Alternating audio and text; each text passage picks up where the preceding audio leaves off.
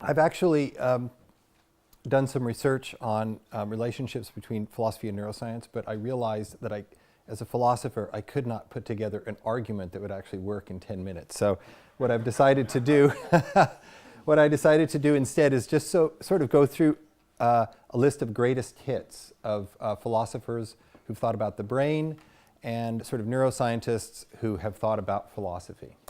Okay, so we'll start, of course, with René Descartes. And many of you, are there any philosophers in the room? All right, so you all have, this is all review for you guys, at least maybe until the last couple of slides. So René Descartes basically had a theory about the mind and the brain, which was that there are two kinds of stuff, right? There's mental stuff and there's physical stuff, all right? So the brain's physical stuff, the mind is mental stuff.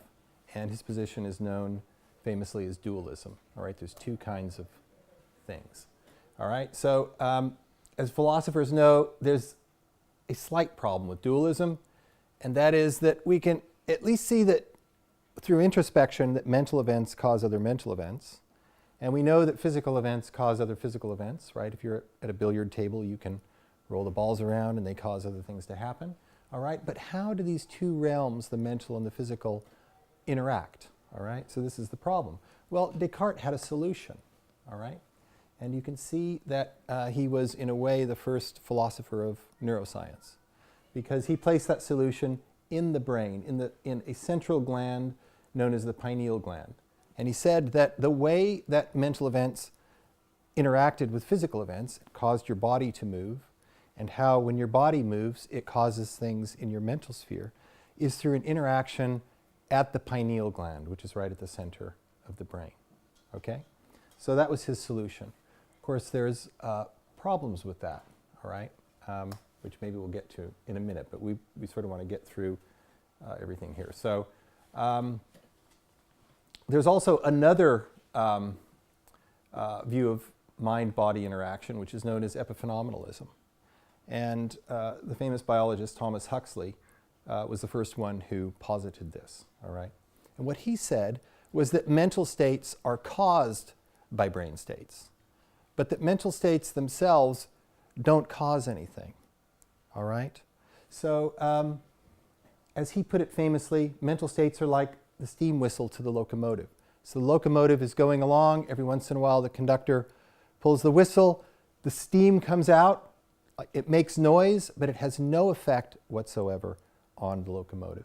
So that means that your body moves around and is controlled by events in your brain, but your experience and your consciousness is something over and above that and actually has no effect on your actions whatsoever, all right? There's actually a modern version of this, and that's due to Michael Gazzaniga, who's a famous neuroscientist. Now he's at UC Santa Barbara. And he has another version of epiphenomenalism, although he may not call it that, it really is. And that is, he says that mental states are actually brain states, but they occur in a particular portion of the brain that he calls the interpreter. And what happens there is that actions are launched in your body, and then the interpreter is caused to function. And the interpreter makes up explanations for your actions, but they themselves don't cause the behavior. So your body is continuing to move, and your brain is controlling your movements and your actions, and what you think is your own control is actually a little story which is being made up and told by the interpreter. All right, so this is sort of a modern version of epiphenomenalism. Oh, and by the way, with that kind of epiphenomenalism, like the previous one, there's no free will, all right? Because the consciousness does not affect your actions.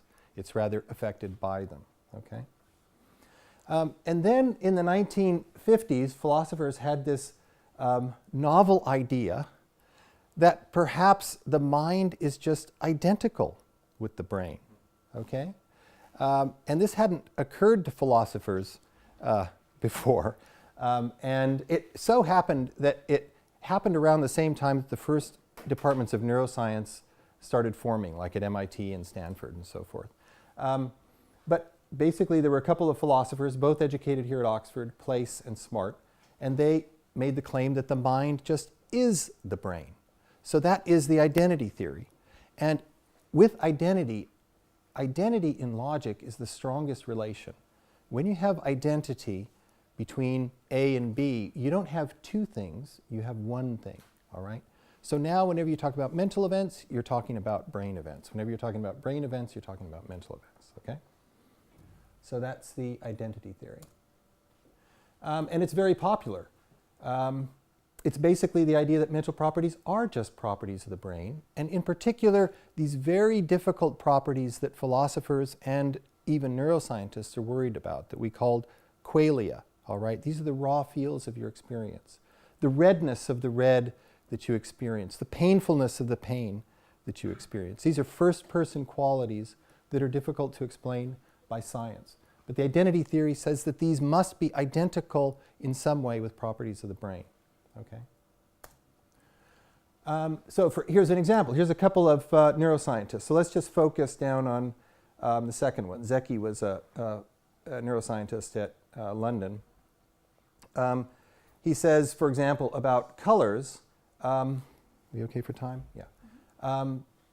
That the results described here suggest the nervous system, rather than analyze colors, takes what information there is in the external environment, for example, reflectance, and then it constructs something which is a property of the brain, not the world outside. So when we experience color, according to a neuroscientist like Zeki, that is something that is somehow constructed by the brain. It's not something which is actually inherent in the object or a property of the object that we're experiencing.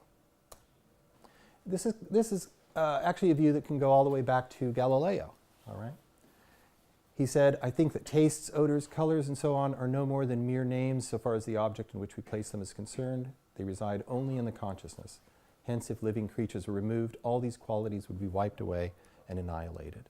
So therefore, there is no color in the world. There is no pain in the world, for example. There are no sounds and so forth, okay? According to this view. All right. Now we get to a more modern theory, which actually has its roots all the way back in a famous philosopher, a rationalist philosopher named Leibniz. And this view is known as externalism. And for example, this is a kind of theory that I'm working on, all right? But it goes back, it has its roots in the way that Leibniz thought about these ideas. He was one of the first philosophers to recognize that it's very difficult to actually locate the mind entirely within the brain, all right? So he argued that mental states were in effect relations between internal properties and external properties. One reason for this you can think of just very quickly is when you look for example, you're experiencing the color green. If a neuroscientist goes in and looks in your brain, he can't find green in there, right? If you feel pain, the neuroscientist looks at your neurons and he can't see pain in there, or she can't see pain in there, all right? So Leibniz recognized this a long time ago.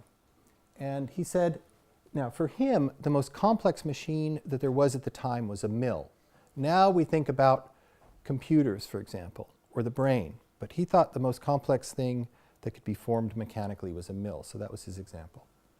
And he said, suppose that there were a machine so constructed as to produce thought, feeling, and perception. We could imagine it increased in size while retaining the same proportions, so that one could enter it as one might a mill. On going inside, we should see only the parts impinging on one another.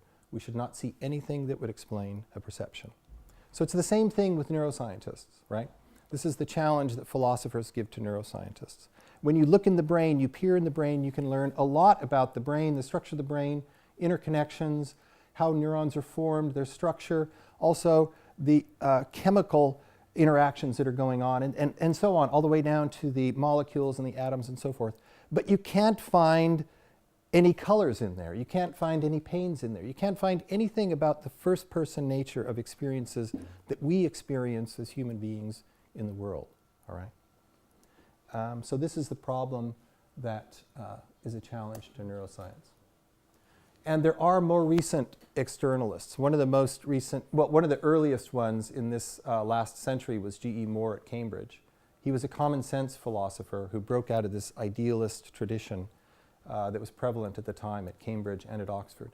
And he basically said, you know what? Our beliefs about the world are correct.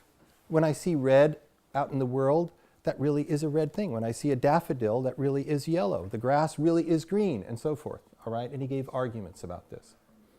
More modern externalists are people like Fred Dretsky, Michael Tye, David Hilbert, who was in graduate school with me at Stanford, John Campbell, who was here at Oxford and is now at Berkeley, David Papineau, who was here yesterday, and myself, and others. And we look at causal theories of mental content where contents are external, like redness, a property is external, and those external contents cause internal states in our heads, like belief, experience, and knowledge. Are we still okay? Still have 1 minute? Okay.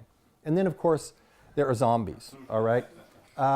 This is a Hollywood zombie that moves slowly and has a limited vocabulary like brains, all right? So I also work on zombies. Just quickly, a philosophical zombie is a microphysical duplicate of you, so they act exactly like you, even if they say they're in pain and so forth. But the idea behind a zombie is, in their mind, everything is dark. They actually don't have the experiences that we have, all right? And this causes problems already. They have no qualia whatsoever, and those are zombies, all right? So, just to sum up, each theory has its problems. For dualism, it's the question of mental-physical causality. For epiphenomenalism, it's the causal relevance of experience qualities. For the identity theory, there are at least two problems. One is known as multiple realizability. The other one is accounting for the first-person experience of the properties of our sensations, like colors, tastes, pains, etc. So what do we do now? Talk to your local philosopher. Okay, thank you.